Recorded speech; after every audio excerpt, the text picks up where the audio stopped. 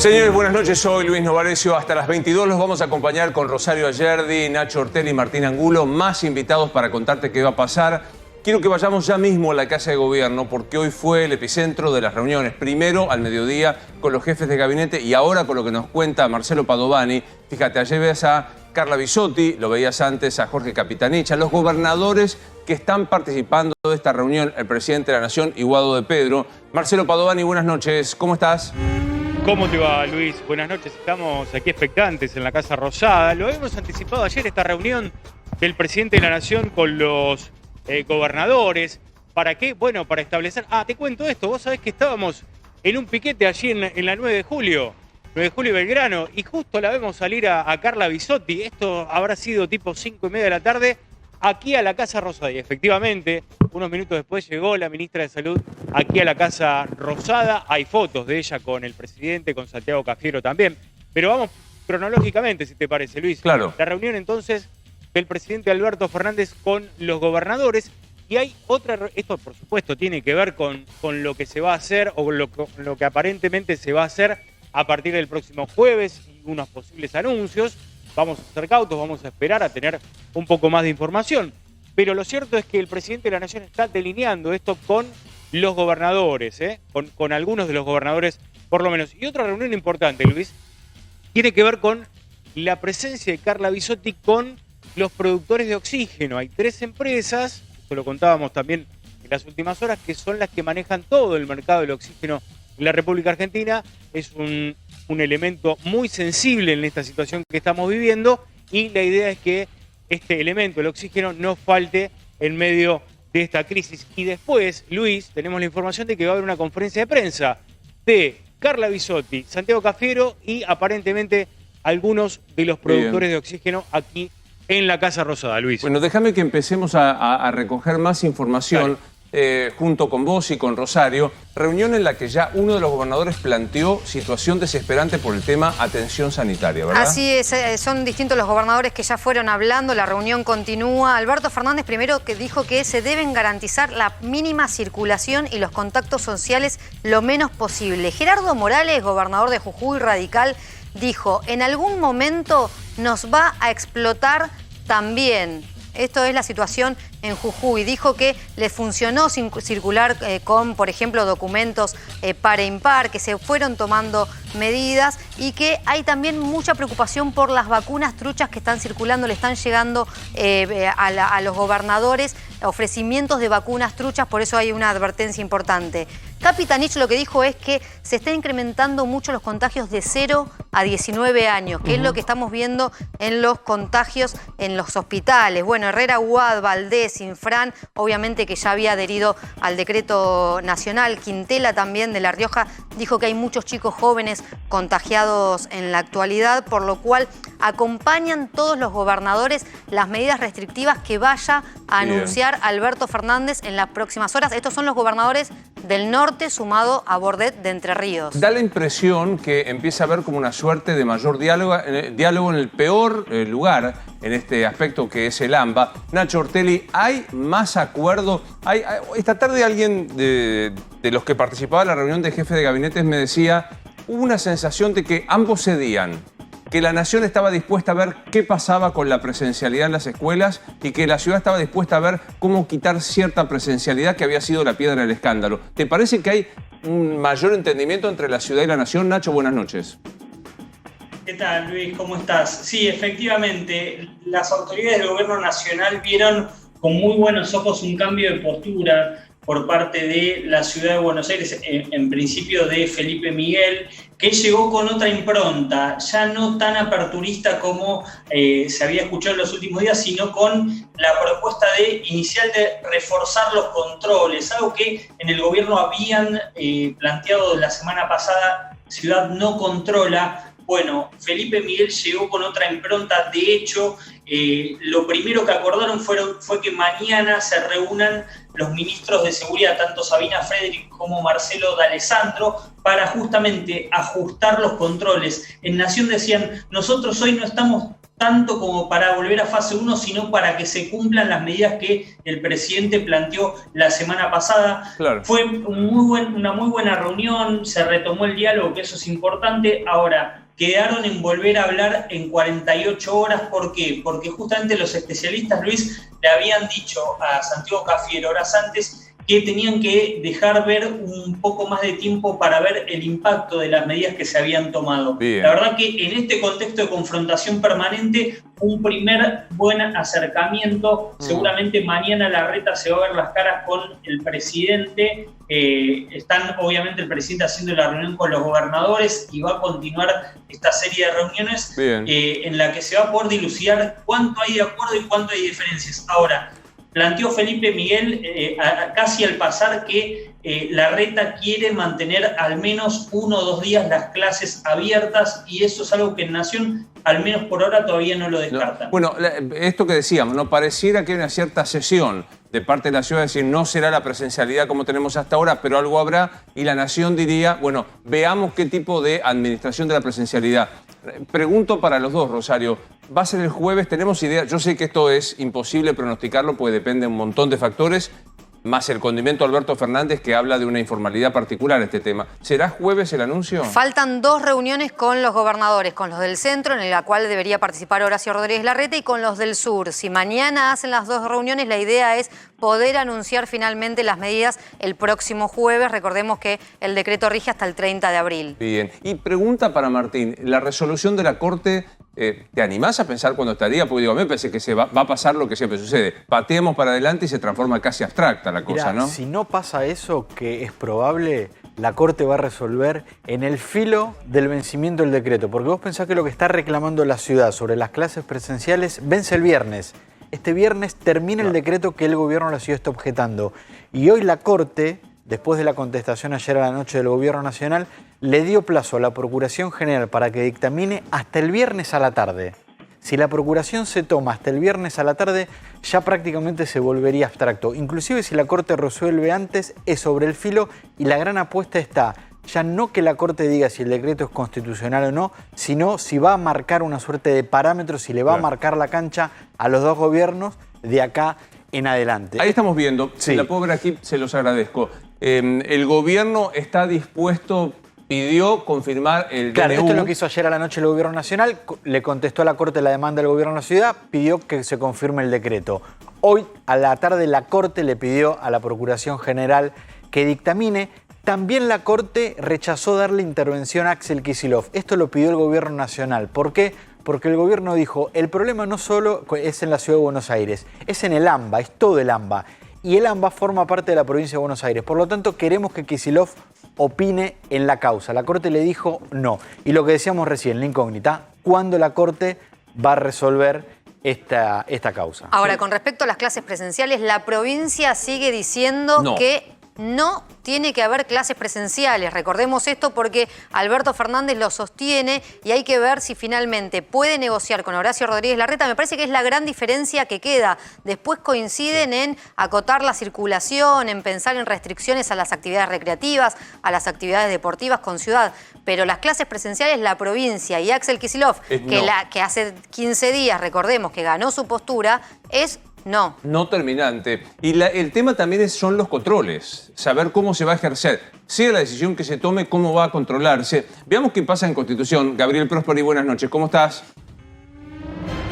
Hola Luis, buenas noches. Es notable ver cómo entre las 6 y las 7 de la tarde el movimiento, la dinámica de la Estación Constitución es prácticamente de una jornada normal. Pero normal hablo de antes del principio de la pandemia, por la cantidad de gente que sale del subte e ingresa a esta Estación Constitución. Los controles son los mismos que vemos en estos momentos. Policía Federal pidiendo el certificado habilitante y demás. Ahora, de las 7 en adelante y ya llegando pasadas las 8, el movimiento baja notablemente. ¿Esto qué quiere decir, Luis? Que tenemos aquí en la Estación Constitución el termómetro de todas estas tardes.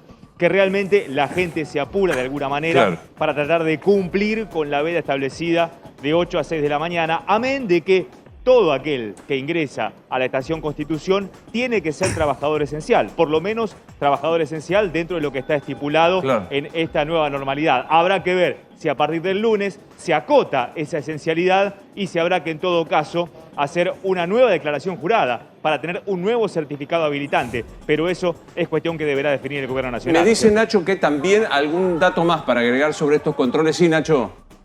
Sí, Luis, justamente el tema de los controles en las estaciones de trenes hoy fue motivo de disputa entre el gobierno y la ciudad, porque desde la ciudad de Buenos Aires le reprocharon al gobierno la falta de controles en algunas estaciones de trenes a propósito de lo que fueron las manifestaciones en toda la ciudad de Buenos Aires. Planteaban desde el ámbito porteño, bueno, si hay tantos piqueteros en la calle, quiere decir que se subieron al tren. Si se subieron al tren, nadie les pidió los certificados de transporte de esencial en el transporte público. Bueno, un poco esto es lo que mañana van a tratar de hablar Frederick y Alessandro, porque este mensaje se lo hizo llegar Felipe Miguel a Cafiero, y Cafiero le dio rápida intervención a Frederick para que le explique en todo caso qué se estaba haciendo o qué no. Los controles en las cabeceras me parece que van a ser, se van a profundizar, pero también quiere el gobierno nacional que la ciudad controle las avenidas. Dice, de noche en las principales avenidas de la ciudad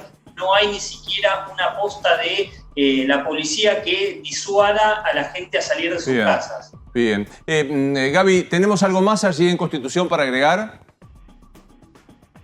Simplemente decir que aquí se están cumpliendo los protocolos de higiene que desde un principio se establecieron, Luis, sobre todo desde estas restricciones más intensas desde hace 2 o 3 semanas, que tiene que ver con la higienización de todo el espectro del hall y los molinetes de ingreso, los controles que se hacen sobre 2 ingresos en la calle Brasil y el control de egreso sobre la calle Lima. Esta situación se viene respetando y esto que decíamos, ¿no? El movimiento de gente a esta hora realmente baja muchísimo, pero no el movimiento de gente en la hora pico central. Entre las 6 y las 7 realmente por aquí pasa muchísima gente. Tendrán que ver también resolver cómo es el embudo que se forma aquí, porque estos retenes de la Policía Federal para que la gente muestre su certificado habilitante provocan aquí una enorme cantidad de gente que se hacina en este ingreso. Gracias, Gabriel. La gran preocupación, y lo planteábamos recién en el pase con Viviana Canosa, es el tema de, otra vez, las terapias intensivas y las camas que están ocupadas. Hay un desglose en zona de municipios, Rosario, sí, ¿no? y es un número que no se ameseta. Hoy, a nivel AMBA en general, llegó al 77,4%. Es un número muy alto. Miremos lo que está pasando en el conurbano bonaerense. Ituzaingó, apenas el 17 de abril, 5 días atrás, estaba en un 93%. Bueno, no subió tanto, 96%. Pero mirá, es ocupación total, Rosario, digámoslo. Total. 96 no es que quedan algunas camas. No es que quedan camas, es que sale un paciente para que entre otro. Claro, esto es ocupación total. Escobar, el 17 de abril estaba en el 75%. Gran salto. 92% Gran ahora. salto, sí. Pilar, también el 75% al 91%. Lo vemos en Berazategui, del 82% saltó al 91%. San Isidro ya tiene el 90% de las camas ocupadas, cuando hace unos días los tenía en 76%.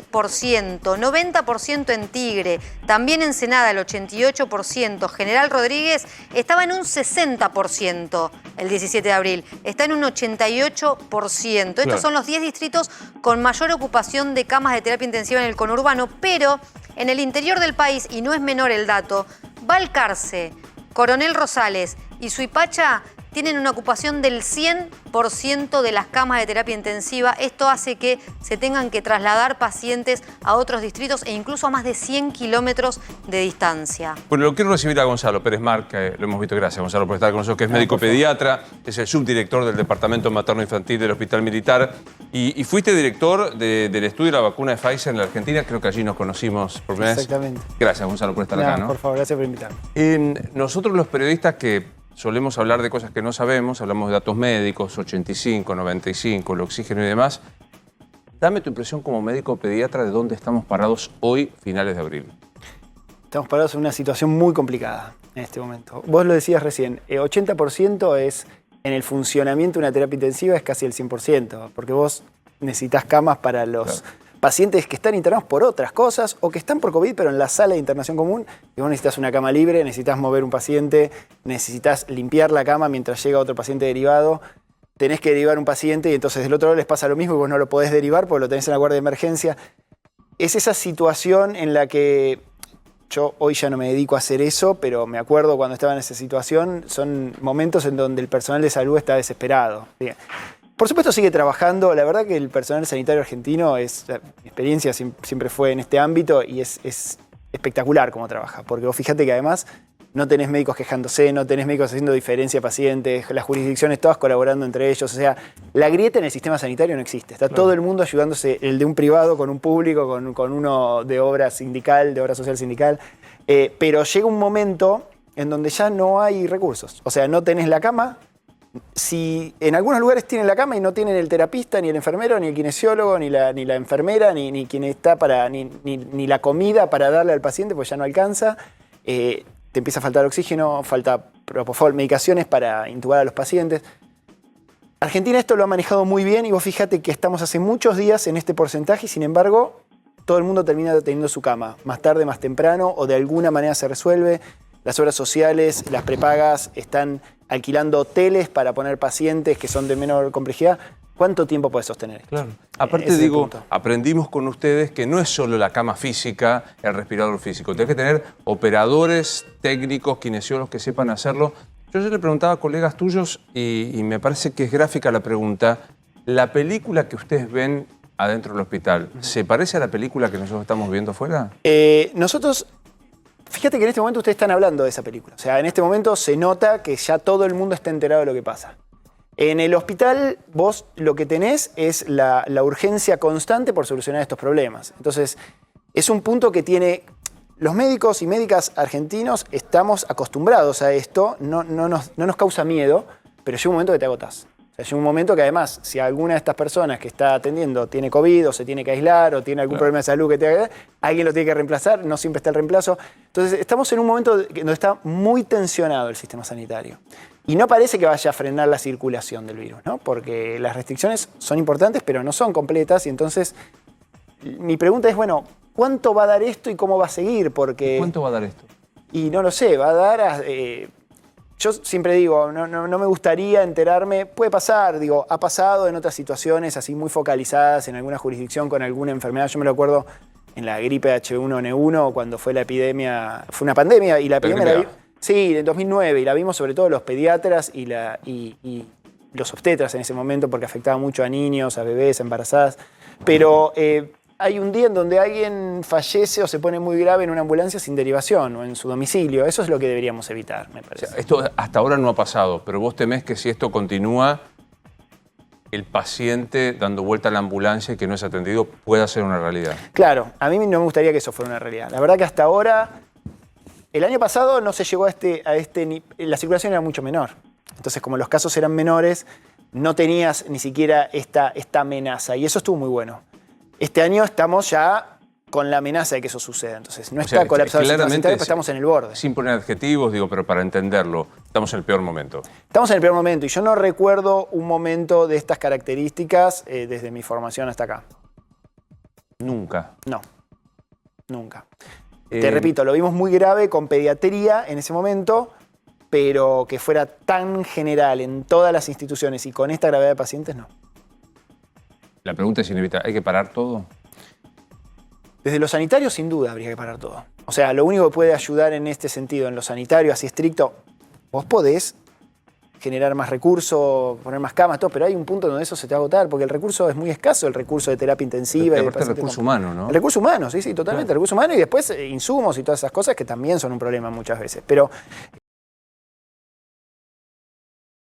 el punto es que desde lo sanitario tenés que cerrar, después desde todo el resto, y bueno, después pones la educación en juego, pones la economía, el trabajo de la gente, de alguna manera la seguridad, si está toda la policía controlando otras cosas. Eso, a mí no me gustaría estar en este momento tomando decisiones a nivel político, sin duda. O sea, es imposible que vos puedas cubrir todos los frentes. Siempre yo digo, en estas crisis hay que mirar para adelante, porque si no empezás a hacer historia y ustedes son los médicos que sin duda piensan en el futuro. Te digo, ¿nos dejamos estar? Te digo la verdad, esta es una pandemia que ha sido tan volátil lo que ha pasado en todos lados. la cantidad de veces que yo he dicho cosas que no han sucedido y que tenían que ver con el sentido común. No era que estaba inventando algo, sino que por la experiencia que yo tenía en lo que había pasado y cómo venía. Y la verdad es que nada parece ser, y fíjate, en el resto de los países pasa lo mismo.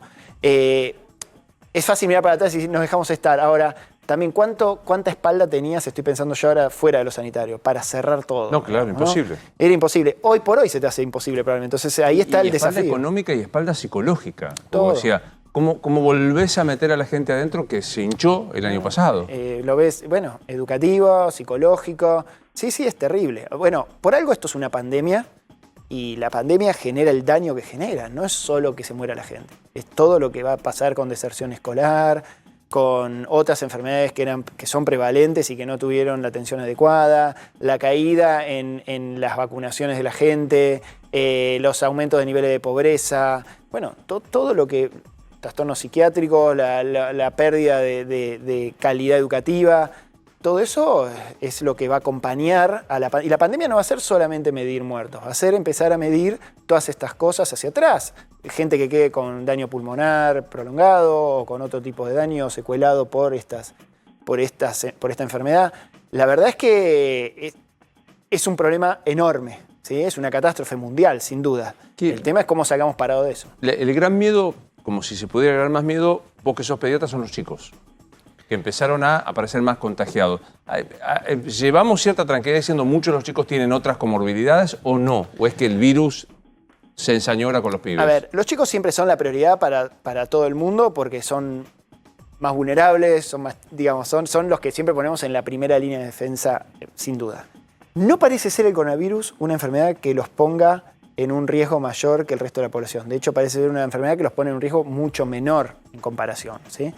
Los chicos estuvieron aislados todo el año pasado. Ninguno era ni siquiera esencial. Realmente estaban todos guardados. Entonces la circulación viral, no solo el coronavirus, de la bronquiolitis, de la gripe, todo fue inexistente. La primera vez en la vida que no vemos los pediatras casos de bronquiolitis en la Argentina en el invierno. La primera vez. Eso porque estaban todos aislados todo el año. Obviamente no tuvieron contacto entre sí y no se contagiaron. Cuando empiezan a circular a partir de fin de año, los chicos empezaron a participar de la circulación comunitaria del virus igual que todo el resto. No más, como puede pasar a veces en otras enfermedades, pero igual que el resto. Son más engañosos en el contagio porque casi todos son asintomáticos, tienen baja carga viral, entonces no es grave, no van a tener enfermedad más grave, ellos no pasa eso con los niños y las niñas y los adolescentes más chicos, sino que lo que vos ves es que por ahí deben haber contagiado mucho más de lo que creímos porque al estar asintomáticos, no porque tengan mayor contagiosidad, sino porque al estar asintomáticos uno no se da cuenta y por ahí no se aíslan. Y Gonzalo, viste que también la información periodística que ayude, yo vivo de esto, pero a veces siento que generas más angustia o más confusión. Hoy leo, los bebés se contagian mucho. ¿Es correcto? ¿Verifica esto, que los bebés sean más contagiados? No, los bebés no es que son más contagiados. Lo que pasó es que antes no había ningún bebé, ningún nene que estaba contagiado durante todo el año pasado. Empezaron a circular y sí, ahora tenés muchos más casos de bebés, de infantes y de adolescentes, muchísimos más casos.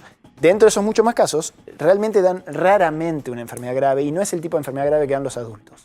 No es un daño pulmonar difuso, sino que dan un tipo de cuadro característico de la pediatría que es a los días de tener el virus, son reacciones del sistema inmune, son como cuadros inflamatorios multisistémicos que se han llamado en algún momento, una de las enfermedades de ese tipo es la enfermedad de Kawasaki, que fue noticia en su momento, que nosotros estas enfermedades las vemos postvirales en otros virus en los chicos. Pero claro, nunca tenés esta cantidad de gente con la infección viral a la vez, porque eso pasa en una pandemia. Entonces, claro, ahora hay muchos más chicos contagiados, esos casos más severos empezaron a aparecer en mayor cantidad, pero de ninguna manera podemos decir que este virus ahora genera más daño en los chicos que lo que generaba el año pasado. Lo que sí se puede decir es que las cepas que están empezando a prevalecer de a poco en algunas jurisdicciones sí son más contagiosas y sí verifican mayor contagiosidad en el grupo etario de los más chicos. Entonces seguramente eso haga circular más el virus. Solo por los vínculos que uno tiene, yo me atrevo a decir que hay como 3 tandas de infectados. La del principio, abril, agosto, ponele, la del fin de año y la de ahora. No, sé que no es científico lo que te estoy planteando. No, pero ejemplifica bastante bien cómo se dinamizó acá la pandemia. La impresión que hay es que la del principio, como era muy desconocida, hubo casos muy graves, la del medio fue como más llevadera y ahora está como muy virulento. ¿Es así? En parte es así. pero no porque el virus se haya transformado en algo peor en cuanto a su virulencia propia, pero vos tuviste, al principio lo que pasó fueron los ancianos, adultos mayores, que obviamente se vieron afectados, muchos fallecieron, pero con un sistema de salud que tenía un espacio para todos ellos y no había una sensación de colapso ni de si mi abuelo está grave no va a tener cama. Al revés, terminaban sobrando camas porque todos nos potenciamos trabajando para cuidar esas camas de coronavirus por si venía la primera ola, como había pasado en Italia y en España. Acordate que estábamos viendo esto mismo que se ve ahora en Italia y en España, por ahí hasta peor. A fin de año lo que pasó es que empezó mucho más la circulación. ¿Te acordás que fueron las fiestas? Bueno, empezó la circulación y ahí lo que hubo fue una reaparición de casos en donde ya todos conocíamos mejor cómo tratar la enfermedad. Entonces, por ahí la misma persona desinternada tenía mucha mejor evolución. Al principio, acordate que el que entraba en terapia, estaba mucho tiempo en terapia, fallecía por ahí, ¿no? Ya a fin de año no, sabías que podías salir, que por ahí salías sin traqueostomía, que ya te recuperabas mejor, tenías los corticoides, ya conocíamos, los médicos habíamos aprendido 8 meses de esta enfermedad. Literal, claro. Ahora, cuando aparece ahora, tenés una gran cantidad de adultos mayores vacunados, muchísimos guardados y ya la gente sigue cuidando mucho a los adultos mayores o directamente decidieron no salir. Y claro, empezás a tener la circulación en todos los trabajadores. Gente joven, con comorbilidades o no, y con unas cepas más contagiosas que se sumaron, porque acá en Argentina ya tiene circulación comunitaria la del Reino Unido, la del Reino Unido hubo 2, pero la más conocida, la de Manaos, y empezaron a circular, y una de California, que muy poquito, pero empezaron a circular mucho más. La de Manaos claramente va a terminar en algún momento prevaleciendo, porque es mucho más contagiosa. Por la contagiosidad. Exactamente, y por ahí le cuesta, se resiste más el virus a ser neutralizado por los anticuerpos, ¿sí? Esto no hay que generar una alarma respecto de que es una mutación mortal, ni mucho menos, pero es más complicada. Entonces, circula mucho más, la gente se relajó mucho más, acordate cómo nos comportábamos todos el año pasado. Y bueno, eso lo ves en este repique de casos y en lo que llamamos la segunda ola. Quiero seguir charlando con vos, Gonzalo, pero me llama urgente Marcelo Padovani de Casa de Gobierno. ¿Va a haber conferencia de prensa, Marcelo? Sí, Luis, sí, va a haber conferencia de prensa, lo anticipamos en el inicio de tu programa, aquí en la Casa Rosada. Conferencia de prensa de Carla Bisotti, la ministra de Salud, el ministro Matías Culfas, porque, bueno, junto a los titulares de empresas proveedoras de oxígeno, Luis, un tema central, un tema crucial. Son 3 las empresas que en su mayoría producen oxígeno en la República Argentina, se reunieron con los dirigentes aquí en la Casa Rosada. Bueno, en minutos más vamos a tener, Luis, aquí en la pantalla de 24, las palabras de Bisotti, del ministro Culfas, y bueno, a ver qué opinan las empresas acerca de este pedido que seguramente les hizo el gobierno para que el oxígeno no falte y llegue a las clínicas y hospitales como tiene que llegar. Sabemos, Luis, que en las últimas semanas se ha incrementado absolutamente la demanda de este producto tan vital por ser precisamente el soporte vital de la vida. Entonces, en minutos más vamos a tener la conferencia de prensa, Luis, aquí en la Casa Rosada. Bueno, no descartemos, estando Bisotti, que pueda haber también algún análisis no solo de este tema central que es el oxígeno, sino de los otros temas que se vieron hoy con los jefes de gabinete y con los gobernadores. Cámara abierta para vos, Marcelo, para hablar. Quiero sumar a esta charla, gracias. Quiero sumar a esta charla al doctor Gabriel Batistela, que es el subsecretario de Atención Primaria, Ambulatoria y Comunitaria de la Ciudad. Es el viceministro de Salud de la Nación. Doctor Batistela, soy Luis Novarecio. Buenas noches. Buenas noches, Luis, ¿cómo estás? De la ciudad, le dije a la Nación, no quiero tener ningún lío con Bisotti. Es el número 2 de Fernán Quirós, para decirlo torpemente. Estoy conversando con el doctor Gonzalo Pérez Mar, que estamos escuchando a otros médicos. La ciudad, frente a lo que se está viendo hoy y pueda verse, ¿puede llegar a cambiar el temperamento que tuvo después de suspenderse por decreto las clases presenciales? Sí, un poco el mensaje no es un mensaje de terquedad, sino todas las conductas que venimos tomando y las definiciones que se vienen tomando, todas hace un año no están exentas de algún daño o de algún perjuicio. Todas las definiciones. Y se trata de tomar las definiciones basadas en datos y hasta ahora los datos arrojaban las conductas que tomamos. Y si los datos que en las próximas 48 horas se van a definir, que un poco marcan lo que produjeron las restricciones que se tomaron en los últimos 10, 12 días, muestran que hay otra realidad epidemiológica y que hay que ir a una escalabilidad de otras medidas, se van a tomar las medidas que sean necesarias, no por una cuestión, no es una cuestión de terquedad, Lo entiendo. sino es tratar de basar las definiciones, las decisiones. Venía escuchando la charla sabiendo que hay una angustia importante en toda la población está cansada, hablar de restricciones no es fácil, cumplir esas restricciones es menos todavía. Hay mensajes contradictorios, lo que confunde más a la población. Entonces, en todo este entorno hay que basarse en datos concretos, que es todo un panel de control que nosotros desde el Ministerio de Salud vamos manejando, en ocupación de camas, en positividad, en cantidad de testeos. Claro. Yo trataba de preguntarle, y sin pedirle que anticipemos las medidas, porque no vamos a hacer de ninguna manera esto, pero digo, después de 10 días de estas medidas y orejeando, porque usted tiene una enorme experiencia, orejeando lo que viene pasando, ¿le parece que nos podemos mantener igual que aquel miércoles del discurso del presidente o que va a haber modificaciones?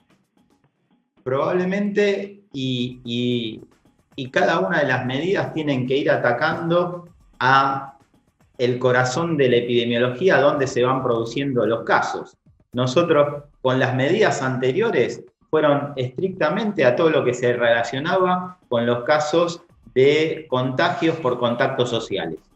Es y sigue siendo, ¿no?, la principal fuente de contagio. Aquella reunión en los bares o aquella reunión por dentro. Se atacó eso. Probablemente ahora hay lugares abiertos que no son los mejores lugares, por ejemplo, las plazas con aglomeraciones de personas y se va probablemente a trabajar sobre esa situación. El transporte también, se va a evaluar la cantidad de transporte público que se está utilizando, quiénes los están utilizando. Probablemente más control en ciertas situaciones, y esto un poco acorde a lo que hoy fueron dialogando los jefes de gabinete, tanto de provincia, de nación y de ciudad de Buenos Aires. Tampoco es cuestión de poner un policía o poner un control detrás de la persona, pero probablemente en lugares donde tienen que exigirse ciertos protocolos va a haber más situación de control. Bueno, le pido también a usted un segundo y seguimos hablando con la mesa, el doctor Pérez Marqui Batistela. Resalto esto, ojo las plazas, dice el doctor Batistela, ojo el transporte y ojo los controles. Comenzó la conferencia de prensa en Casa de Gobierno, Marcelo. Bueno, entonces estamos esperando, además, Luis, la salida del presidente de la Nación, ¿eh? Ese auto que ves ahí es el del presidente de la Nación, Carla Bisotti y Matías Culfas, el ministro de la Producción, van a estar en algunos minutos con el tema del oxígeno, ¿no? Que fue el tema central. Muy importante de casos que ha superado el pico del peor momento del año pasado con una velocidad muy rápida. En 3 semanas ha tenido esta evolución, lo cual pone en un riesgo concreto la posibilidad de dar respuesta desde el sistema de salud, motivo por el cual se han implementado medidas escalonadas. El viernes 9 de abril, el viernes 16, se empezaron a implementar esas medidas, el 9 unas y se han profundizado el 16 de abril, con una noticia alentadora el viernes pasado de una disminución del crecimiento, de una detención del crecimiento del número de casos, lo cual es realmente importante porque quiere decir que el esfuerzo y la disminución de la circulación ha tenido un impacto positivo en la transmisión, lo cual no significa que esté resuelto el problema y no significa que las próximas semanas sean muy complejas para el sistema de salud, atento que las personas que están ingresando a terapia intensiva ahora se infectaron hace unas semanas y los próximos ingresos de las próximas semanas van a seguir sosteniéndose aunque se mantenga esta disminución. Por lo tanto, la primera buena noticia, y la segunda es reforzar el concepto de fortalecer los cuidados, de saber que sí nos podemos organizar para minimizar la circulación, para estar con mucha atención en los cuidados y las recomendaciones y para solamente realizar las actividades mínimas, replantearnos permanentemente cuáles son las actividades indispensables y ser parte de esa disminución de la transmisión, vamos a poder seguir con esta tendencia, digamos, que se sostenga y que se profundice, porque necesitamos seguir bajando los casos. Con este escalón que ha bajado no es suficiente, necesitamos no solo mantenerlo, sino profundizarlo. Esta semana hemos planificado, ya hemos hecho algunas, hemos planificado reunión con expertos y expertas del comité, asesor presidencial, de cientistas sociales para poder tener la mirada de la salud mental, de la antropología, de la sociología. Mañana tenemos Consejo Federal de Salud, como casi todas las semanas, para también analizar la situación en función de las jurisdicciones. Tenemos también en el día de mañana la reunión con el Comité de Bioética, que ha presentado documentos en relación con las diferentes situaciones, y es un espacio de encuentro que es muy, muy útil, sobre todo en este contexto de tanta tensión del sistema de salud, que sigue con una ocupación alta, que sigue con una demanda de respiradores, de camas de terapia intensiva y de utilizar otros ámbitos aparte de la terapia intensiva, como a las áreas de guardia, las áreas de shock room, las áreas de terapia intermedia y las áreas de unidad coronaria para respirar, para realizarle asistencia respiratoria mecánica a pacientes COVID positivos, trabajando muy fuerte en seguir expandiendo lo que se puede del sistema de salud y reformulando las cirugías programadas en función de urgencias, siempre tratando de sostener la atención ambulatoria y esto que venimos repitiendo en relación a sostener los controles, sostener la vacunación y sostener la prevención. En este marco también hay diferentes mesas de trabajo, diferentes ejes de trabajo y informaciones que se han generado en relación a los anestésicos, en relación a medicación que se necesita para poder sedar a las personas que necesitan un respirador. Es de público conocimiento que es un insumo crítico a nivel mundial, por lo que Argentina ha generado un decreto que requiere la autorización para la exportación de esos medicamentos y ha generado una mesa de consenso y de acuerdo multisectorial con el Ministerio de Producción, Comercio Interior, la industria farmacéutica, droguerías, los financiadores y el Estado Nacional, acordando un precio máximo para poder favorecer el acceso equitativo de estos medicamentos y las acciones para favorecer la importación de la materia prima y articular para la producción para minimizar el riesgo de desabastecimiento. Lo mismo en relación a la provisión de oxígeno medicinal, atento a situaciones que se vivieron el año pasado y que se están viviendo en el mundo en relación a otro insumo crítico, que es la provisión de oxígeno medicinal. Hay una mesa de trabajo que está firme y activa desde abril del año pasado, nuevamente con el Estado Nacional, los diferentes sectores y con el sector privado, para trabajar fuertemente en prever e intentar minimizar cualquier dificultad en el acceso, situación que hoy estábamos recién en la reunión con el jefe de gabinete, con el ministro Culfas. En este momento está entre 2 y 3 veces la oferta, la demanda de oxígeno y la posibilidad de cubrir esa demanda, entre 2 y 3 veces más que el momento de mayor consumo del año pasado. Poder dar respuesta a esta situación es resultado de un trabajo silencioso y muy constante del Estado Nacional con el sector privado en función de prever acciones para poder dar respuesta en esta situación. Lo que genera esta situación es, por supuesto, el aumento de personas que se internan, especialmente en AMBA, la mayor demanda de oxígeno es en el AMBA, lo mismo que genera el aumento de ocupación de camas de terapia intensiva, un aumento muy rápido de un número muy importante de personas internadas en poco tiempo en terapia intensiva, es una de las situaciones, pero la otra y la más importante es la modalidad de atención en relación a lo que se llama alto flujo, lo que se llama, algunas estrategias previas al respirador o previas al ingreso de terapia intensiva en piso o en terapia intermedia de modalidades de sostén ventilatorio, respiratorio, que requieren un flujo muchísimo más alto de oxígeno que incluso en terapia intensiva. Ese aumento, esa demanda, aumenta, el total de la demanda de oxígeno se ve impactada en un 84% por este tipo de requerimiento de oxígeno, mientras que las terapias intensivas pediátricas, la terapia intensiva de adulto, es el resto de las necesidades. Por lo tanto, lo que hemos trabajado en esta mesa, justamente de trabajo en relación a la provisión de oxígeno, es desde cada provincia, desde cada centro de salud, por supuesto desde el Estado Nacional, con la colaboración también del sector privado, trabajar muy fuertemente en el uso racional del oxígeno. Viendo que tal cual lo decíamos, lo anticipábamos, y se lo voy a consultar al doctor Pérez Márquez, a Batistela, Rosario, Martín, Nacho, pero creo que ha hecho un anticipo de que se viene algo concreto. La primera fase es, con este escalón que hemos bajado no es suficiente, es decir, con el número de contagios que al menos se ha mesetado no es suficiente. Rosario, me atrevo a decir, está anunciando que jueves o viernes se vienen medidas mucho más restrictivas. Va a haber nuevas restricciones porque también lo que dijo es hay un riesgo concreto de respuesta del sistema de salud. El sistema de salud no lo soporta y este nuevo dato que empezamos a mirar ahora, que no mirábamos el año pasado, que es el oxígeno.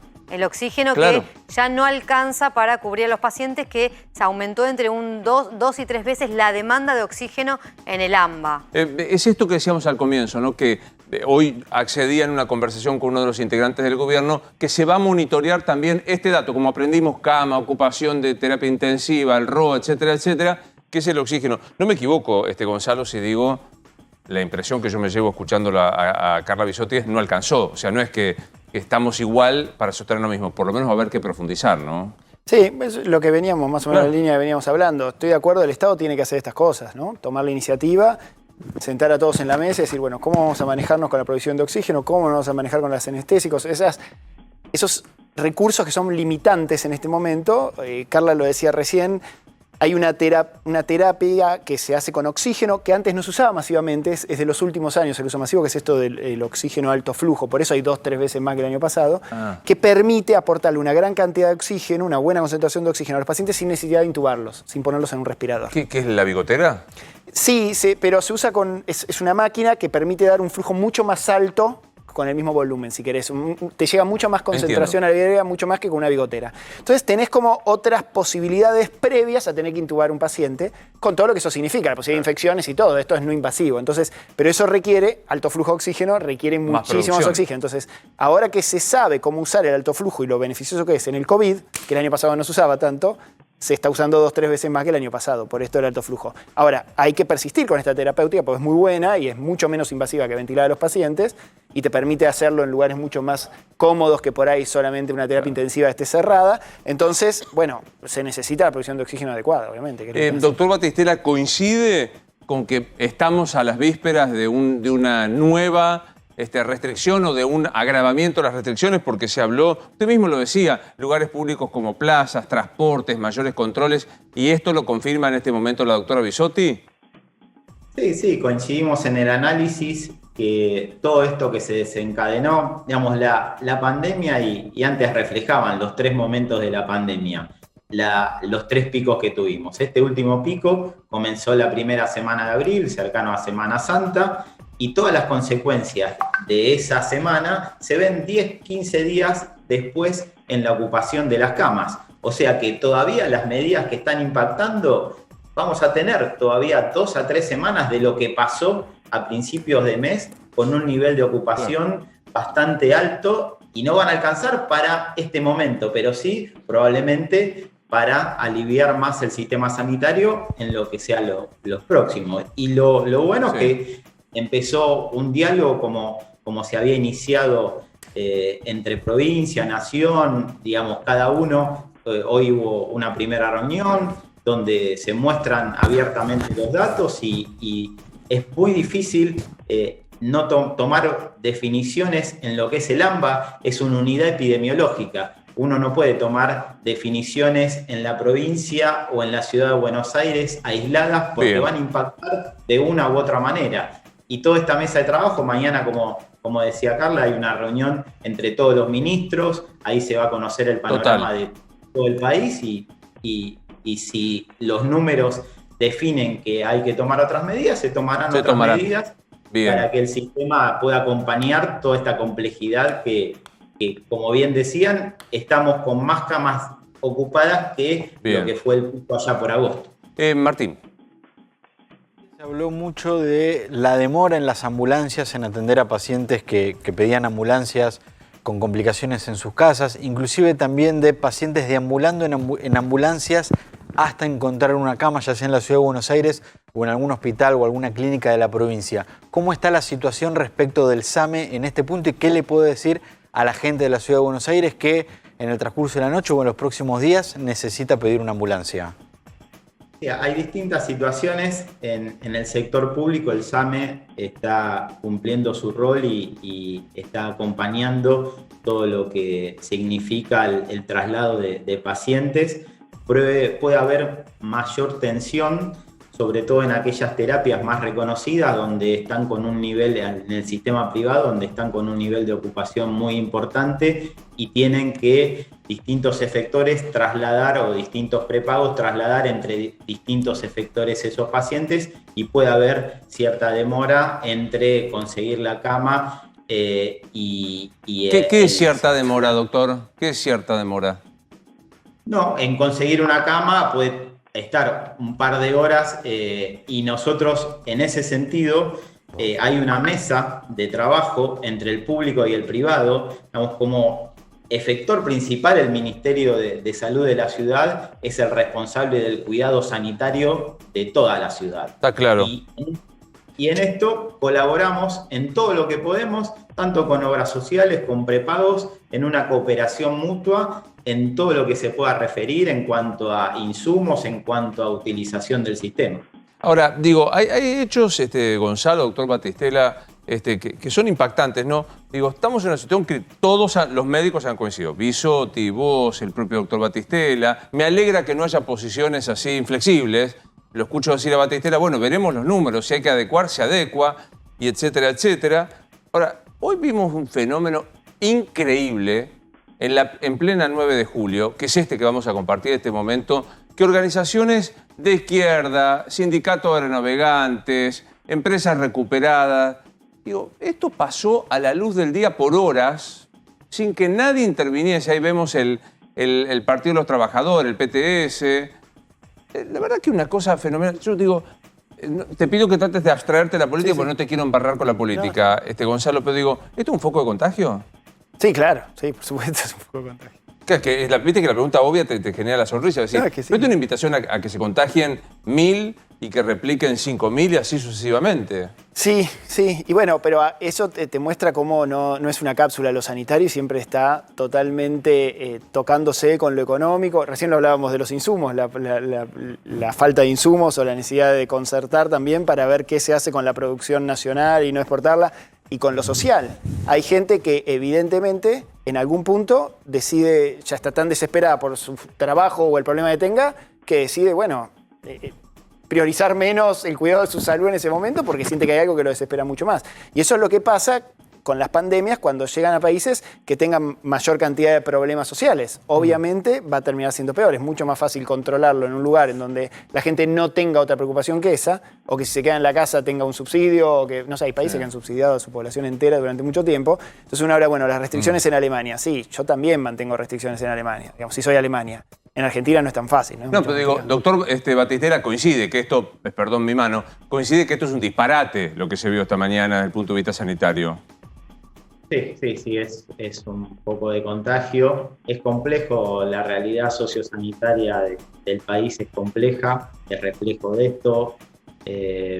Entender el origen de todo esto no es fácil, pero no es lo mejor que nos puede pasar en este momento, este tipo de manifestación sin distanciamiento. Si bien es al aire libre, pero la posibilidad de contagio está está aumentada por... Claro, por pero el poco- sabe que yo sé que usted, el viceministro de Salud, no tiene nada que ver. Ahora, acá no hubo un solo funcionario de la ciudad con total competencia y jurisdicción en el lugar que disuadiese a la gente o en su caso lo sacara como corresponde haciendo aplicación del uso de la fuerza pública. Ya sé que me van a decir, Facho, una vez más no me importa absolutamente nada, pero digo, cuanto menos había la posible comisión de varios delitos, interrumpían una vía importante, transporte público, la posibilidad de la propagación de contagio. No apareció nadie.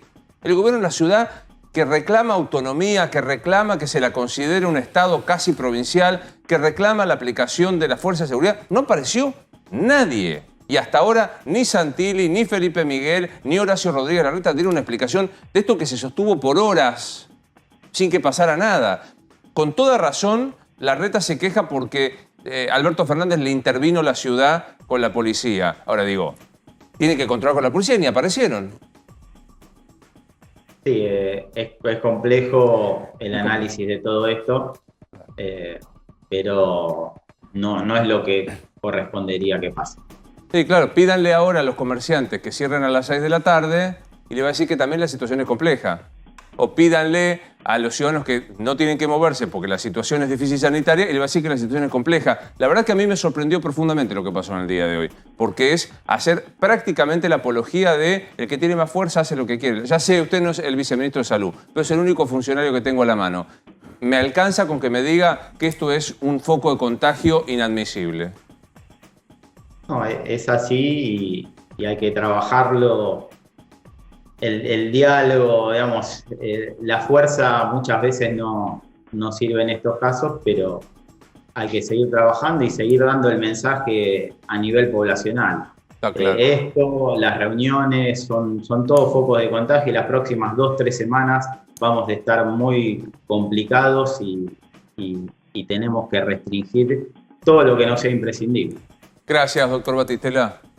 No, por favor, gracias a usted. Nacho, ¿qué información y opinión tenés de esto que ocurrió y de la situación en general?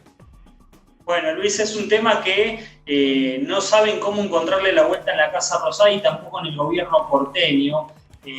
Pareciera, digamos, que se deja fluir las manifestaciones, pero no se atienden los reclamos de los pobres comerciantes que también van a estar con complicaciones con sus negocios, con sus emprendimientos a partir de nuevas restricciones. Hoy justamente consultaba del tema al Ministerio de Seguridad de la Nación y también al Ministerio de Desarrollo. Bueno, ¿qué solución le encuentran o qué solución están buscando? Porque hay manifestaciones en el Obelisco frente al Ministerio de Trabajo, ollas populares, gente compartiendo casi platos, sin barbijo, sin distanciamiento. La respuesta es ninguna. No había una respuesta para dar, no había una respuesta tampoco del Ministerio de Seguridad de la Nación. Decían, no vamos a reprimir manifestaciones. ¿Quién lo tiene que hacer? ¿La Ciudad de Buenos Aires? ¿Debería hacerlo por jurisdicción? Bueno, nosotros estamos de acuerdo con que no lo haga tampoco la ciudad. El tema es que esto es un foco de contagio. Después de esta situación, Luis, ¿cómo te plantás o cómo se planta el presidente o Larreta mismo y le pide un esfuerzo más a los argentinos? Total. ¿No? No, pero, bueno, ya volvemos con vos. De lo que puedas, Gonzalo, porque dirigiste el estudio de el más grande del mundo, ¿es correcto? ¿De que se hizo Pfizer de la Argentina? En un solo lugar debe ser el más grande de la historia, en un solo hospital. Sí. Y todavía, bueno, hoy se conoció por Cecilia Nicolini, por el embajador Argüello de Estados Unidos, que se retomaron las negociaciones con Pfizer. ¿Qué puedes contar de esto? Bueno, primero mi alegría. La verdad que me puso muy contento saber que se habían retomado las negociaciones. Es una vacuna que ha tenido un perfil excelente de eficacia, de seguridad y estaría buenísimo tenerlas acá. Yo siempre fui optimista. A mí me preguntaban, bueno, se frenaron las negociaciones, no viene más.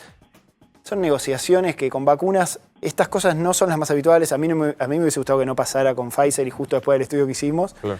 Pero fíjate que en la Argentina se investigaron 4 otras vacunas que no se comercializaron acá y que no llegaron. La de CureVac, la de Janssen, la de CanSino, si no me equivoco, ninguna está acá y todas se investigaron acá y debe haber alguna más que me estoy olvidando.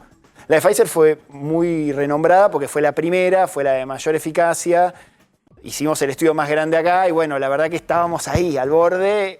La negociación se paró después por todo lo que imagino que ya se sabe, porque yo me enteré también por los medios, los detalles. No creo que haya ninguna cosa misteriosa por detrás. Yo imagino que es esto que se está hablando respecto de haber apostado por una vacuna, después no se dio, cuando quisiste volver a la otra ya no había vacuna, seguramente debe haber sido un ida y vuelta. Y esta posibilidad de que se reabra me parece genial, porque si vos acá al mediano plazo o al corto plazo quizás podés contar con una vacuna que es excelente, Claro. que es muy segura y que la investigaste en la población argentina además. O sea, Es que sabés que curiosidad. funciona muy bien acá. Escuché, no sé si es correcto, que de los 6.000 investigados o 6.000 testeados, creo que Voluntarios, sí. 3.000 eran placebo, 3.000 eran Exacto. vacuna. A los 3.000 de placebo se los vacunó como con prioridad, ¿es correcto? Exacto, es así. O sea que hay Es así. 6.000 argentinos que tienen vacuna Pfizer. Exactamente. Y en todos los estudios de vacunas nosotros ahora vamos a hacer alguna investigación de otra vacuna nueva y van a venir varias más. Es decir, esto está bueno decirlo porque dentro de 4 o 5 meses, si andan bien estas vacunas, seguramente lo harán porque en las fases anteriores anduvieron muy bien, vamos a tener disponibles a nivel mundial 6, 7 vacunas más muy buenas. Entonces eso va a generar mayor cantidad de vacunas para todo el mundo. Pero en general ahora todos los estudios de vacunas que se hagan acá en cualquier lado del mundo, como ya tenés aprobada la vacunación para parte de la población, todos los placebos en algún momento van a recibir la vacuna también. Entonces cualquier persona que se anote en un estudio sabe que primero o después va a recibir la vacuna igual más allá que reciba placebo. ¿Y dónde se anota la gente siquiera? Bueno, nosotros todavía estamos con ciertas cuestiones de confidencialidad, pero si no, la semana que viene ya vamos a estar informando. ¿Se va a hacer para la nueva vacuna también del mismo laboratorio? No, de otros laboratorios. Ah, ¿de otros laboratorios? Sí, porque nosotros hacemos investigación clínica Claro. a gran escala y con Pfizer trabajamos en un montón de medicamentos y tenemos muy buena relación, pero tenemos también con otros laboratorios y vamos a hacer estudios similares al de la vacuna Pfizer o más grande incluso con alguna otra vacuna. Un placer verte, Gonzalo, como siempre. Bueno, muchas gracias por Gracias por invitarme. haber venido. También aquí en el programa un día te contamos el caso del señor Gelo, que necesitaba su vacuna porque había detonado una enfermedad oncológica y no era atendido en la provincia de Buenos Aires. ¿Qué pasó, Martín? Hoy un juez federal le ordenó al gobierno nacional darle a Felipe Gelo la segunda dosis de la vacuna Sinopharm que él se había aplicado en su primera dosis. ¿Cuál es la historia? Él es paciente oncológico, contó en este programa que tiene cáncer de lengua, que en el último tiempo se le había agravado la situación y que necesitaba sí o sí volver a hacer quimioterapia. El tema es que le habían dado la primera dosis de la vacuna y que necesitaba la segunda dosis antes de iniciar este tratamiento de quimioterapia porque paralelamente no podía tener. Y mirá lo que resolvió el juez federal en lo contencioso administrativo, el doctor Lavie Pico. Esto que estamos viendo, le ordenó al gobierno nacional hacer dentro de 3 días que le proveen y que el gobierno arbitre todos los medios para que le sea aplicada la segunda dosis de la vacuna Sinopharm, teniendo en cuenta los antecedentes clínicos acreditados en autos, esto es decir, en la causa, la enfermedad que padece y el tratamiento médico al que debe someterse, debiendo considerar el gobierno, considerarlo a Gelo dentro de los grupos de riesgo de la población. Por lo tanto, en 3 días se tiene que coordinar todo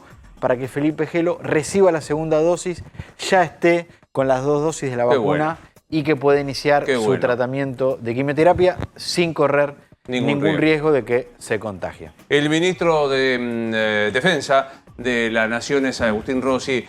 Ministro, soy Luis Novarecio. ¿Cómo estás? Buenas noches. Hola Luis, ¿qué tal? Buenas noches. ¿Tenés información desde el gabinete cuándo sería el anuncio de las nuevas medidas que vencen el 30 de abril? Bueno, ayer tuvimos una reunión con los especialistas. Hoy el presidente está reunido con un grupo de gobernadores. Seguramente mañana o pasado seguirá la reunión con el resto de los gobernadores y en función de eso tomará la decisión. Hasta el 30 de abril, que es el día viernes, hay tiempo.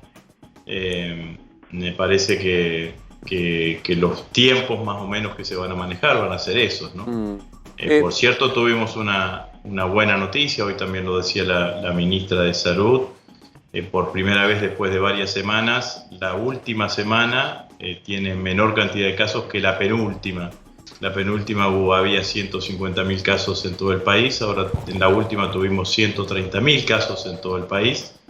Esto es indicativo de que las medidas de restricción de la circulación que había tomado el presidente Alberto Fernández hace 15 días atrás, o sea, las primeras, las que restringía la circulación nocturna de 0 a 6 de la mañana, dieron sus resultados. No es para volverse loco de optimismo, ni para... Recién Bisotti lo dijo con todas las letras. Descendimos un escalón, pero ese escalón no es suficiente, por lo cual da la impresión de que se va a tender a modificar algún tipo de circulación, transporte público, lugares públicos o lo que fuese, ¿no?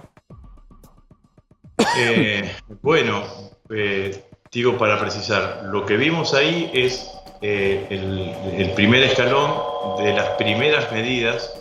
No sé por qué me hace esa cara, porque no escuchas bien. Porque se mete un eco raro. Pero bueno. Ahí está. Las primeras medidas corresponden a la primera restricción de la circulación del presidente que tomó Alberto Fernández, de la restricción de 0 a 6. Recién este fin de semana vamos a ver el impacto que tuvo la restricción de las 20, a partir de las 20 horas.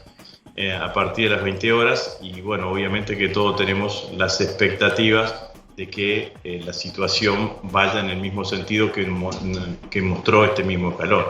Claramente, ¿qué es lo que uno puede decir?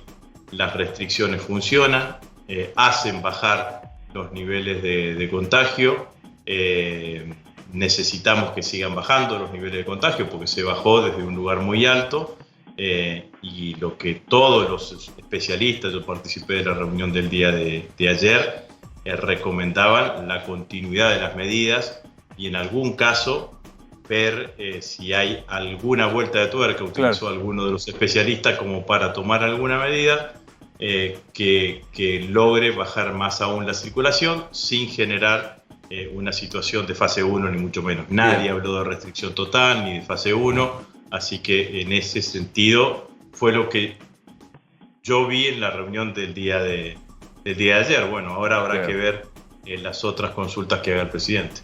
Ministro, el gobierno estiró al máximo los tiempos que le dio la Corte para responder por las clases presenciales, pero ¿qué cree que puede llegar a fallar la Corte si cree que va a ser un fallo favorable al gobierno? La Corte tiene que fallar a favor de la legitimidad de un decreto de necesidad de urgencia. Me parece que es simple, ¿no? La verdad que la Argentina tiene un orden jurídico institucional. Ese orden jurídico institucional supone que existe un presidente de la Nación. Entre las atribuciones que le da la Constitución Nacional al presidente es la del dictado de DNU. El DNU es un instrumento jurídico que tiene validez de ley a partir del momento de su promulgación y publicación en el boletín oficial, y todos los ciudadanos de este país, independientemente del lugar institucional que ocupe, están obligados a cumplirlo. Y el jefe de gobierno de la Ciudad Autónoma de Buenos Aires no cumplió con ese decreto de necesidad y urgencia, que es una ley, y eso está mal. Está equivocado en términos políticos, en términos jurídicos, en términos institucionales. No solamente no cumplió con la ley, sino que además no cumplió con un fallo de la justicia. Entonces yo supongo que si la Corte interpreta esto, va a decir, los DNU tienen fuerza de ley. Y si tienen fuerza de ley, todos tienen que cumplirlo. El jefe de gobierno de la Ciudad Autónoma de Buenos Aires tiene derecho a decir, no estoy de acuerdo, estoy en desacuerdo, no me gusta. Sí, tiene dos caminos. O va a la justicia federal o a la Corte, que es la que tiene la cuestión jurisdiccional para ver la constitucionalidad de los actos que toma el Poder Ejecutivo, o va al Congreso de la Nación para que se derogue el DNU. Mientras tanto, hasta que el Congreso derogue el DNU, hasta que la justicia federal o la Corte le dé la razón, tiene que cumplir con la ley. Es así de simple. No hay otra cuestión. Ministro, a esta causa de la Corte se llegó porque hubo un desacuerdo entre el Gobierno Nacional y el Gobierno de la Ciudad de Buenos Aires. Por lo que usted habla por estos días con el presidente de la Nación, con el jefe de gabinete, ¿cree que ya en esta semana hay un clima de que haya acuerdo entre el Gobierno Nacional y el Gobierno de la Ciudad para tomar las medidas a partir de la semana que viene? Dos cosas. Una coincido y otra coincido mucho menos. En la que coincido es que está claramente que hay otro clima y que siempre es bueno que exista un clima menos beligerante, un clima más de diálogo, un clima más de consenso. No coincido. La causa se llega porque el jefe de gobierno de la Ciudad Autónoma de Buenos Aires no cumple con una ley. No es porque no hubo acuerdo. No cumple con una ley. No se puede incumplir la ley. Que no lo consultaron, que el presidente no lo consultó. Pero el jefe de gobierno de la Ciudad Autónoma de Buenos Aires tiene una cantidad de facultades, tiene una cantidad de obligaciones, tiene una cantidad de derechos y responsabilidades. Que no lo hayan consultado no lo exime al jefe de gobierno, no es justificativo para que no cumpla con una ley. El jefe de gobierno, como le dije recién, tiene todo el derecho a decir no me gusta, no estoy de acuerdo. Tiene dos caminos para expresar su desacuerdo. Mientras expresa su desacuerdo y esos dos caminos tienen alguna resolución, tiene que cumplir con la ley. Yo Porque la todos verdad los que ciudadanos lo hacemos. la verdad que no querría insistir con algo hacia atrás, porque me parece que estamos frente a un presente y un futuro que hay que analizar. Ahora, permitime decirte, Agustín, que por decreto necesidad de urgencia, intervenís la educación, intervenís la ciudad decidiendo que vas a monitorear la seguridad. Imagínate que eso pasara en nuestra provincia de Santa Fe, donde de paso el gobernador no suspendió las clases y sigue controlando con sí mismo, con su fuerza y no con las fuerzas federales. La verdad que no parecía un modo muy legal a priori del presidente meterse dentro de la capital federal. Legal es, no tengo ninguna duda. Intervención sobre el sistema educativo no hubo. La medida está basada en la cuestión epidemiológica. De hecho, la decisión de Rodríguez Larreta de mantener abiertas las escuelas en el peor momento de la epidemia en la Argentina resulta a todas luces pero hay que avisarle a Bisotti eso. Bisotti dijo que había que seguir con las escuelas. Trota dijo que había que seguir con las... Y equivocada, bueno. Pero no me lleves al debate... No, por eso te digo, no quiero volver atrás, pero tampoco puedo dejar pasar. Al debate previo. Es verdad, pero digo, el día que interviene el presidente diciendo suspéndanse las clases, su ministra de Educación y su ministra de Salud dijeron no hay que suspenderla. Es raro, cuanto menos, ¿no? Bueno, que sea raro no significa que no sea legal y no hay ninguna intervención al sistema educativo. Lo único que hay es decir, mantenga las escuelas abiertas en forma virtual, no las mantenga en forma presencial. No me parece que esa sea una intervención. El jefe de gobierno de la Ciudad Autónoma de Buenos Aires llevó la discusión a límites que parecía que era laica o libre el debate, y no era laica o libre, era suspender la presencialidad en el sistema educativo de la Ciudad Autónoma de Buenos Aires y de todo el AMBA durante 15 días. 10 días de clase, Luis. 10 días de clase. Sí, claro. No pareciese que fuese de una dimensión enorme como para que el jefe de gobierno, que vuelvo a decir, tenía todo el derecho de disentir, de discutir, de decir todas las cosas que vos dijiste, que es parte de su discurso, pero tenía que cumplir con la ley, porque las leyes están para cumplirlas. Y si no, sacarle la posibilidad al presidente de dictar DNU y que no haya ningún DNU y que entonces, listo. Pero las leyes están para cumplirlas y eso es lo que no hizo el jefe de gobierno de la Ciudad Autónoma de Buenos Aires. Sí, Nacho, ¿querés preguntarle al ministro Rossi? Sí, Rossi, ¿en cuánto cree que influyó el ala duro de Juntos por el Cambio en esta actitud que usted le marca o le atribuye a Larreta de haber desoído el DNU del presidente? Más allá de esta falta de consulta que lo marcamos aquí periódicamente, no existió por parte del presidente.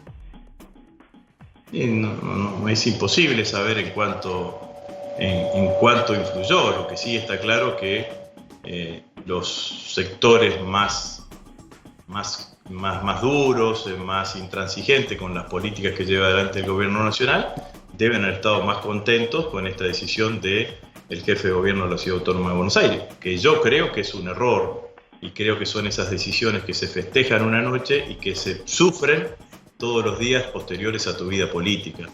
Porque si vos construiste... Sí, le pregunto porque hay en el gobierno gente que dice que a Larreta lo conduce Macri.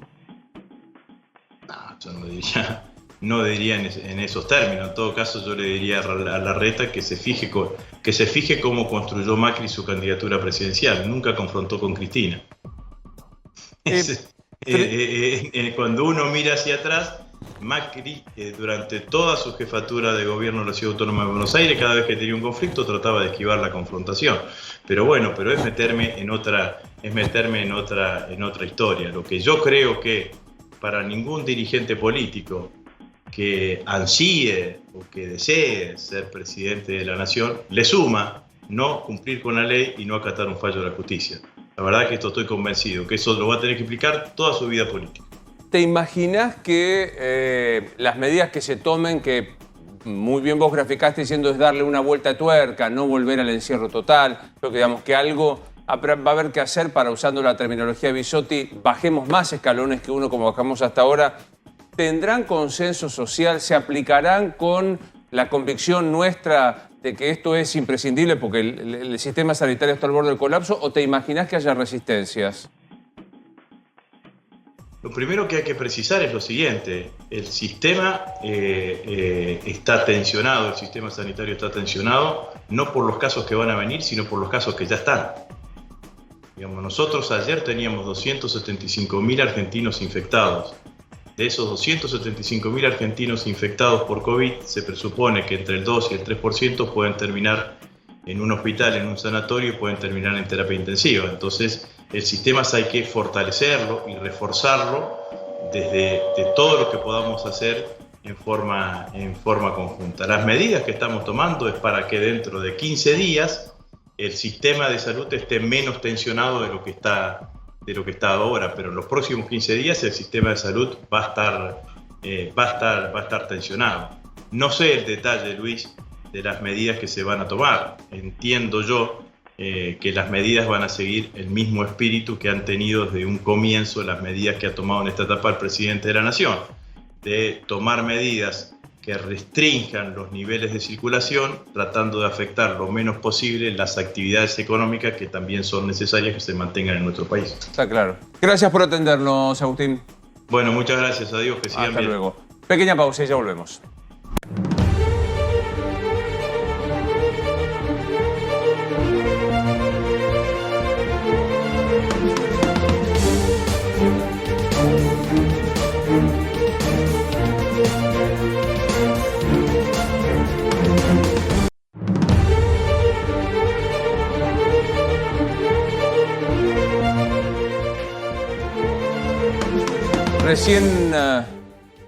Recién hablábamos con el doctor Pérez Marc sobre el tema de la reapertura de negociación con Pfizer por las vacunas. Nacho, ¿qué hay concretamente sobre esta posibilidad? Y no lo tengo. Ahí está. ¿Lo tenemos? Ahora va a volver. Ahora, bueno, mientras espera, ahí estás. Cuénteme. Luis, sí, hoy Cecilia Nicolini, la asesora presidencial, te diría la mano derecha y el brazo de Alberto Fernández en todo lo que tiene que ver con negociaciones por las vacunas, blanqueó que Carla Bisotti tuvo un encuentro con autoridades de Pfizer. Nosotros hace algunas semanas habíamos contado que estaba la intención del gobierno de retomar la iniciativa y retomar el diálogo con Pfizer. Bueno, Nicolini dijo que Bisotti retomó las negociaciones, lo blanqueó públicamente. El encuentro, Luis, fue hace algunas semanas, justo cuando nosotros lo habíamos confirmado. Esto se da ante la incertidumbre por otras vacunas, sobre todo la AstraZeneca. Hay un fastidio muy grande en el gobierno por la situación con AstraZeneca.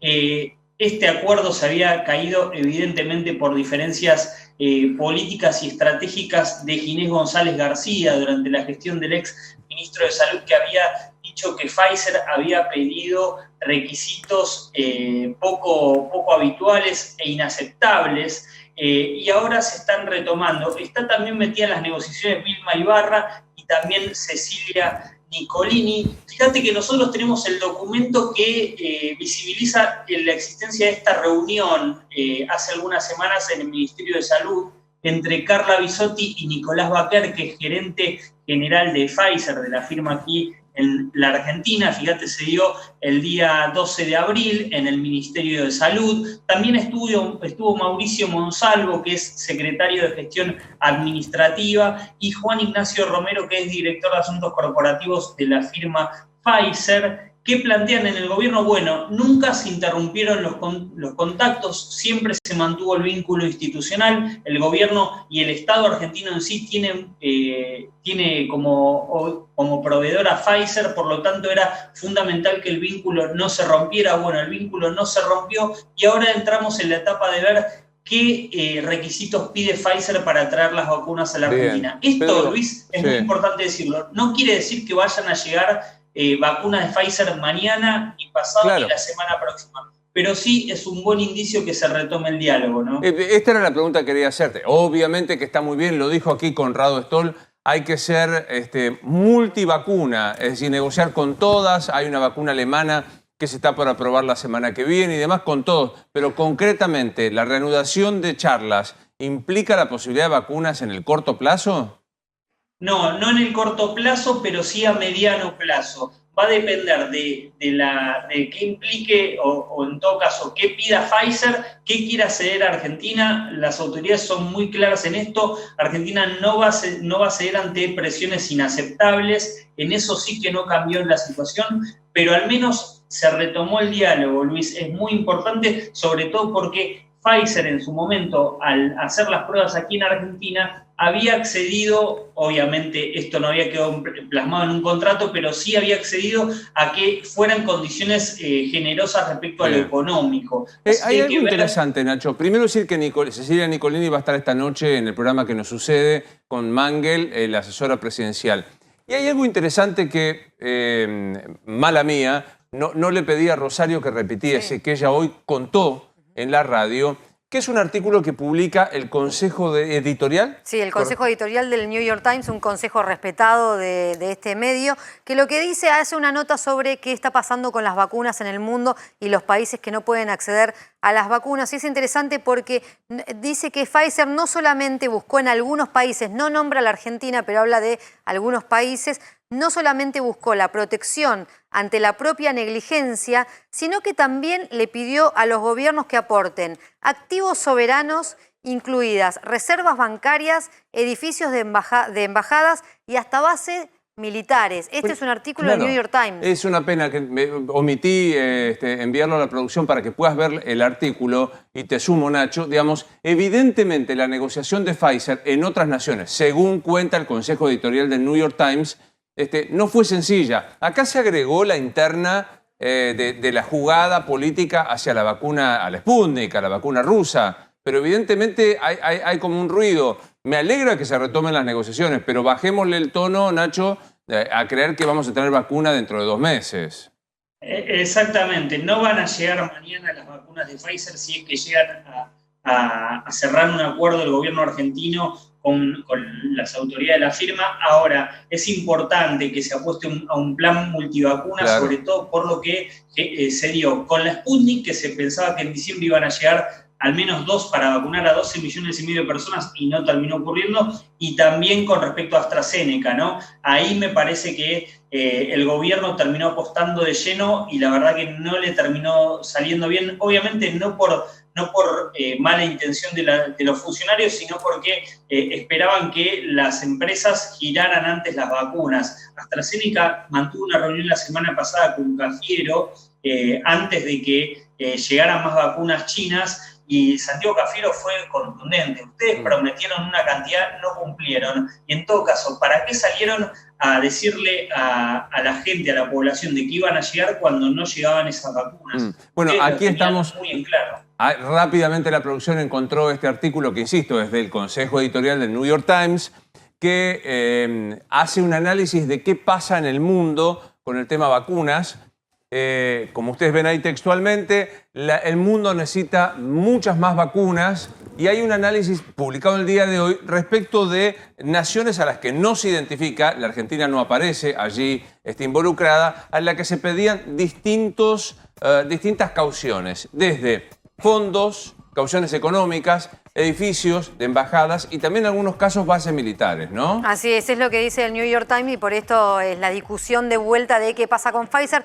Ni bien habló Cecilia Nicolini, también desde el gobierno empezaron a bajarle el tono, es decir, esperemos a ver qué es lo que sucede con Pfizer, pero ni siquiera desde el gobierno estimulaban estas conversaciones, se mantienen porque es lo que tienen que hacer, pero ninguno espera que haya negociaciones con Pfizer que traigan vacunas a la Argentina. Bueno, y después quiero que hagamos un resumen de en qué estado están las edades de inscripción en distintos distritos, porque la capital es una cosa, la provincia es otra, pero digo, recién hablaba Nacho de la vacuna AstraZeneca, ¿qué novedades hay con ella? Bueno, el gobierno de Estados Unidos lo que sí oficializó es que se van a repartir, hay 60 millones de vacunas de AstraZeneca que no están oficializadas en Estados Unidos para dar, que se van a distribuir en distintos países. Cancillería ya inició hace algunas semanas algunas conversaciones. Lo que nos dicen desde el Gobierno Nacional es que Biden está interesado en que las vacunas lleguen a Latinoamérica. ¿Por qué? Porque ven cómo Rusia y China coparon Latinoamérica con sus vacunas. Se ven en Argentina, se ven en Chile, se ven en Uruguay. Entonces la idea del gobierno de Biden es, bueno, que lleguen de estas 60 millones de vacunas algunas a Latinoamérica y que lleguen también a la Argentina. En el Gobierno Nacional preguntamos, bueno, ¿cuántas? Me dicen, no podemos saber cuántas, pero sí cuándo. Y acá son mucho más prometedores con respecto a lo que puede suceder con Pfizer, porque dicen, en mayo llegarían estas vacunas que el gobierno de Biden no va a utilizar y que va a distribuir entre distintos países. Hay que ver cuántas vacunas llegan, pero también dicen que serían importantes dosis para la Argentina para mayo. Bien, hay una sobreabundancia de vacunas en los Estados Unidos, por lo menos esta es la información periodística. Vamos a corroborarlo con quien siempre con su impecable información nos trae toda la data, que es nuestro amigo Adrián Sack. Buenas noches, señor, ¿cómo le va? Pero muy buenas noches, señor Luis. Bueno, sí, lo que podemos decir es que tenemos aquí en los Estados Unidos por lo menos prometidas, ¿no? Porque esto se da en todos los gobiernos del mundo. Siempre lo que tenemos cuando hablamos de millones de vacunas son dosis contratadas, dosis pautadas para ser entregadas. En total serían 1.200 millones de dosis. ¿No? Pero ya con las que ya fueron distribuidas también, si estamos contando eso y si estamos contando las 300 millones de dosis de AstraZeneca que acá no van a ser utilizadas. Esto ayer y hoy también lo comentaban justamente, es muy difícil que la FDA, el máximo organismo regulatorio de los Estados Unidos, termine por aprobar justamente la vacuna de Oxford AstraZeneca para ser utilizada aquí. Por eso, esos 300 millones por los que ya Estados Unidos se comprometió a comprar en la época ya de Donald Trump, justamente, van a ser exportados. Estaban hablando ahí en estudios de 60 millones, ¿no? de dosis de AstraZeneca.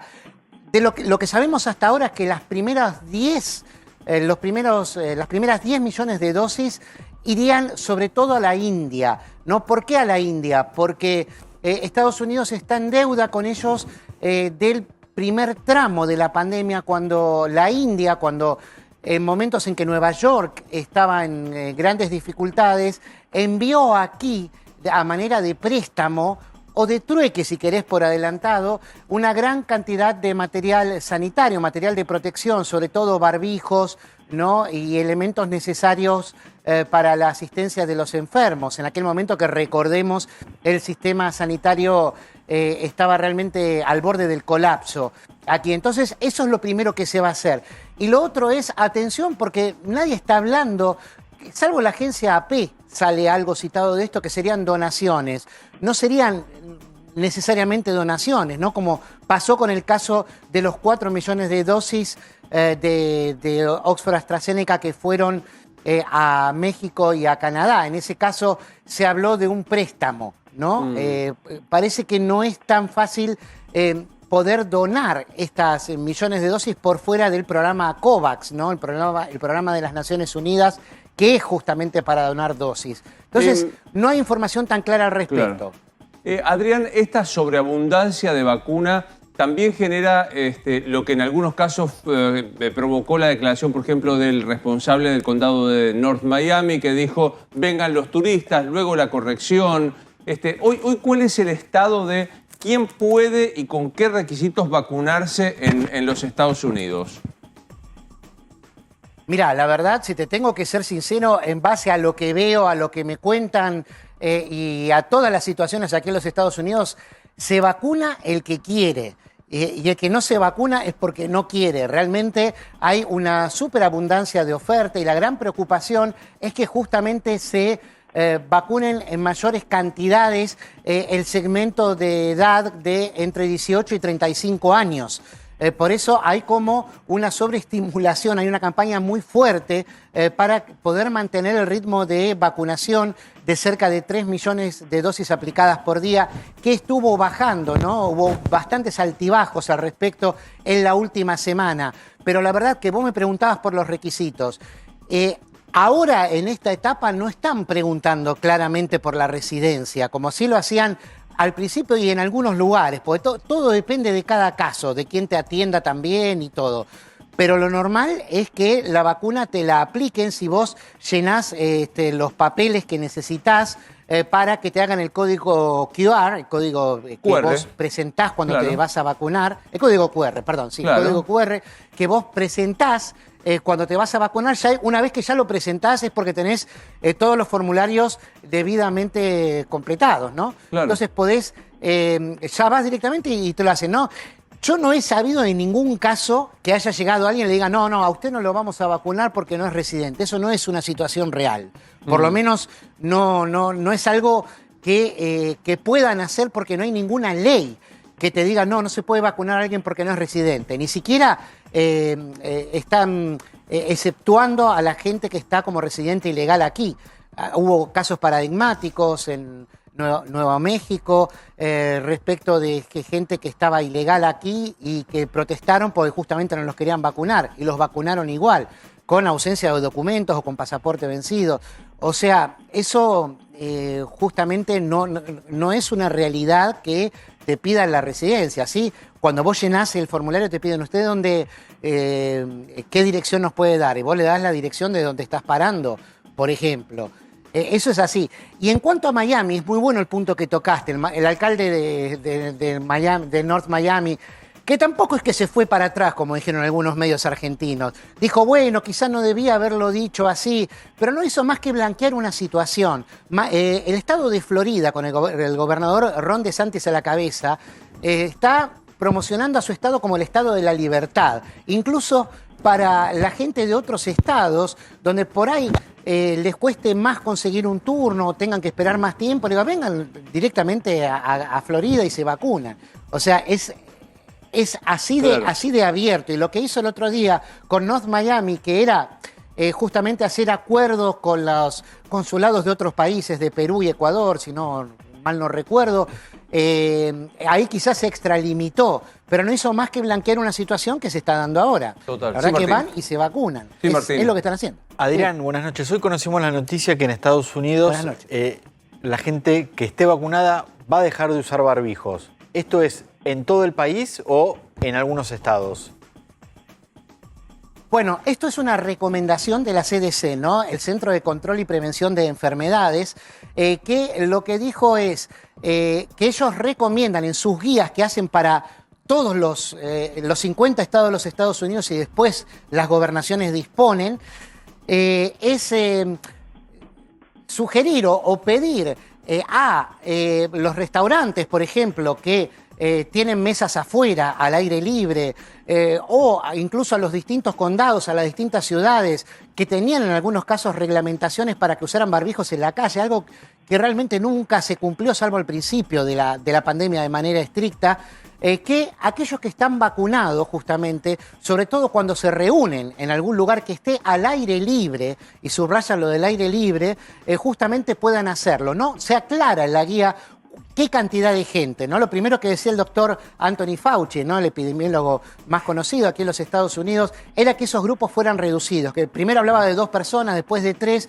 y después de varios vacunados, sin especificar número, pero que ya tengan las 2 dosis y más de 14 días después de aplicada la segunda dosis. Entonces, la idea es eso, y también se van conociendo noticias como un acuerdo entre la aerolínea británica British Airways y el gobierno de los Estados Unidos para establecer un corredor ya a partir del verano, aquí de junio, julio, entre Nueva York y Londres, para que la gente que esté vacunada ya pueda viajar. Bien. ¿No? Ahora no pueden viajar, Claro. no se puede viajar. Entonces, ¿qué es lo que importa? Que los que estén vacunados ya están teniendo derechos adquiridos, digamos, ¿no? Derechos adicionales. Sí, Ariel, hoy se conoció que una niña de primer grado falleció de COVID y no tenía enfermedades previas. ¿Qué pasó en Estados Unidos con este caso? Bueno, es un caso que se comentó bastante justamente porque durante mucho tiempo, por ejemplo, el expresidente Donald Trump decía que los chicos eran casi inmunes al COVID, ¿no?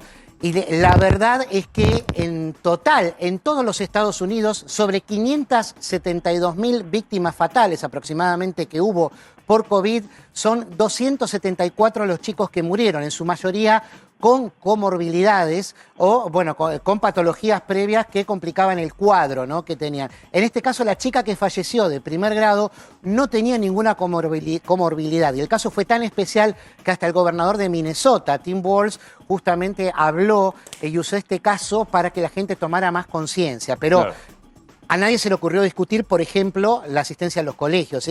Con eso no hay vuelta atrás. Sí. Más de un 75% ya está abierto normalmente en todos los Estados Unidos. Sí, Nacho, te pregunta para Adrián. Sí, Adrián, llego a Miami. ¿Puedo elegir qué vacuna me doy? ¿Te dan a elegir cuando llegas al vacunatorio? Sí, te dan a elegir.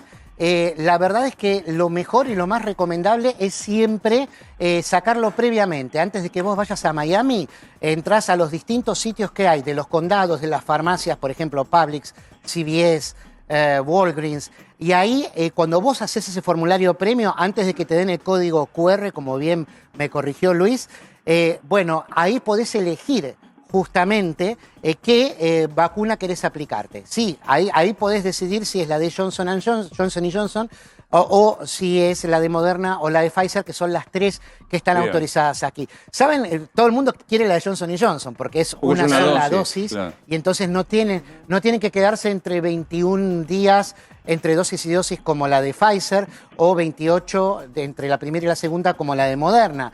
Pero ¿qué pasa? Del total, del 100% de las vacunas que se están aplicando aquí, solo el 4% es la de Johnson Johnson. Son realmente muy pocos, ¿no?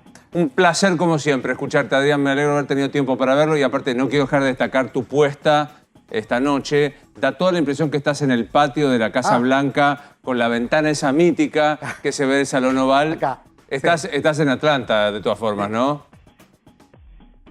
Estoy en Atlanta, sí, es una casa blancuzca más que blanca, esta es mi casa, y con una bandera china comprada en internet, china de fabricación china, ¿no? Sí, claro. Vos la ves cerca de Ule y todo.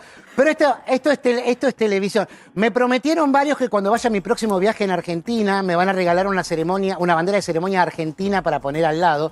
Yo con mucho gusto la voy a colocar, así podemos hacerlo desde adentro, pero va a ser un placer. Me prometo que si voy a tu casa, vamos a comer los asados que te veo todos los sábados en condiciones de hacer, así que espero que, ojalá que en algún momento podamos viajar. Un placer escucharte siempre, Adrián. Va a ser un placer, pero te vas a dejar transmitir comiendo el asado, ¿eh? Obvio, pero oíme. Acá es así. Por un asado lo que venga. Abrazo. El señor Adrián Sac, pequeña pausa y volvemos. Nos quedamos con Manguel ahora, pues con mi amigazo Babi Echecopar, señor, es un gusto verlos. Gracias, Rosario. Un abrazo también. Gracias, Martín. Un abrazo a Nacho. Soy Luis Novares y nos vemos mañana.